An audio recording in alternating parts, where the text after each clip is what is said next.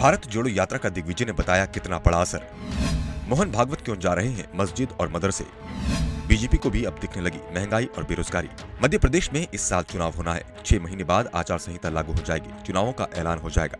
मध्य प्रदेश चुनावी मोड में आ चुका है। प्रदेश के सीएम लगातार विकास योजनाओं का ऐलान कर रहे हैं। लोगों को लुभाने के लिए नई नई स्कीम लॉन्च की जा रही है। साफ है, चुनाव बेहद कड़ा है और बीजेपी कोई भी रिस्क लेने को तैयार नहीं है। कांग्रेस की ओर से 20 साल बाद अब दिग्विजय सिंह चुनाव प्रचार करते दिख रहे हैं।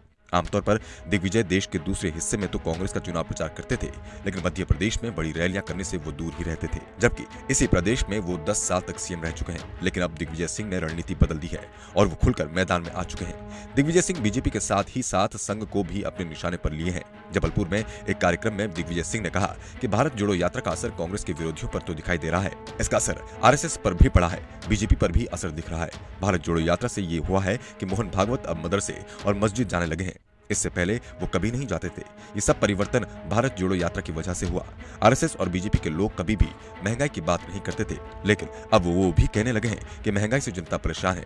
उन्हें भी महंगाई की चिंता दिख रही है। दिग्विजय सिंह ने कहा कि अब वो लोग घबराने लगे हैं, इसलिए कांग्रेस में उल्टे सीधे आरोप लगाने लगे हैं। दिग्विजय सिंह ने शिवराज सरकार की लाडली बहना योजना पर निशाना साधते हुए कहा कि शिवराज सरकार लाडली बहना के नाम पर 1000 रुपए देकर 800 रुपए तो गैस सिलेंडर में खर्च करवा लेगी।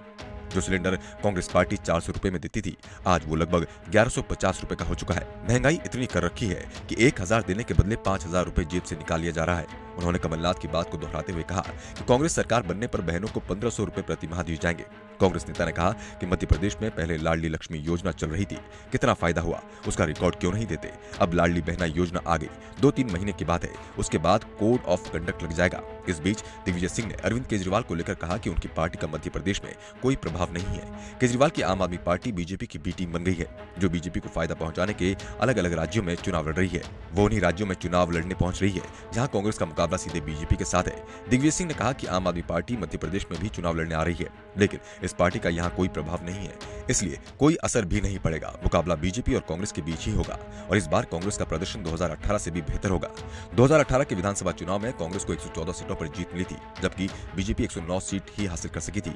मध्य प्रदेश विधानसभा में बहुमत का आंकड़ा 116 है। कांग्रेस ने दूसरी पार्टियों की मदद से सरकार भी बना ली थी, लेकिन ये सरकार 15 महीने ही चल पाई। लेकिन अब दिग्विजय सिंह का दावा है कि कांग्रेस को किसी की जरूरत नहीं पड़ेगी और न ही ऐसे लोगों को पार्टी टिकट देगी जो बाद में पार्टी छोड़ जाए। इसलिए इस बार कांग्रेस की सरकार बनेगी और पूरे 5 साल चलेगी और जो भी वादे जनता से किए जाएंगे उन्हें पूरा करेंगे। दिग्विजय सिंह के तेवरों से साफ है कि इस बार कांग्रेस पार्टी 2018 वाली गलती नहीं करेगी और टिकट वितरण के समय पार्टी के प्रति वफादारी को सबसे ज्यादा महत्व देगी। दिग्विजय सिंह ने इसे लेकर कहा भी कि कांग्रेस पार्टी 100 गद्दारों की जगह एक वफादार को अपने साथ रखेगी। Bureau report, the Navdarpan news.